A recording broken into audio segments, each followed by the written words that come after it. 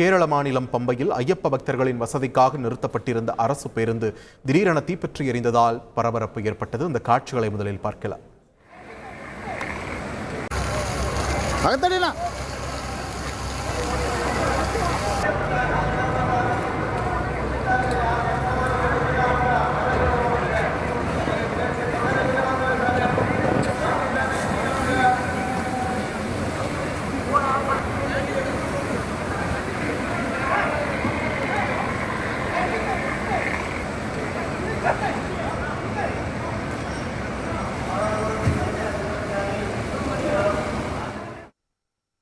இது குறித்த கூடுதல் தகவல்களை செய்தியாளர் சிவசபாபதியிடம் கேட்கலாம். சிவசபாபதி, வணக்கம். இந்த தீயானது முழுமையாக அணைக்கப்பட்டு விட்டதா? விசாரணையின் முதற்கட்ட தகவல்கள் நமக்கு சொல்வது என்ன?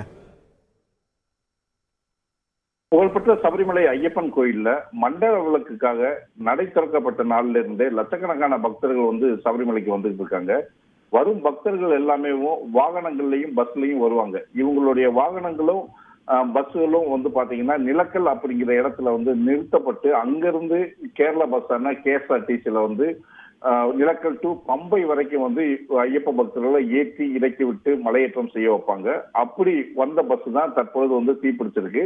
இந்த பஸ்ஸானது நிலக்கல்ல இருந்து பக்தர்களை ஏற்றிட்டு பம்பையில இறக்கி விட்டுட்டு அங்க நிக்கிற நூற்றுக்கணக்கான பஸ்களுக்கு பின்னாடி, அதாவது பஸ்கள் நூற்றுக்கணக்கான பஸ்கள் இயக்கப்படுவதனால ஒன்றன் பின் ஒன்றாகத்தான் பஸ் இயங்கும். அந்த சூழ்நிலையில பாத்தீங்கன்னா பஸ், அதாவது பயணிகளை இறக்கி விட்டுட்டு பயணிகளுக்காக காத்திருந்த பஸ் திடீர்னு சொல்லிட்டு தீப்பிடிச்சிருச்சு. இதுல பாத்தீங்கன்னா கண்டக்டரும் ஓட்டுநரும் அங்க இருந்தவங்க பஸ்ஸினுடைய தீ பிடிச்சதை பார்த்து உடனே இறங்கிட்டாங்க. பக்தர்கள் யாருமே இல்லாதனால பெரும் அசம்பாவிதம் தடுக்கப்படுச்சுன்னு சொல்லலாம்.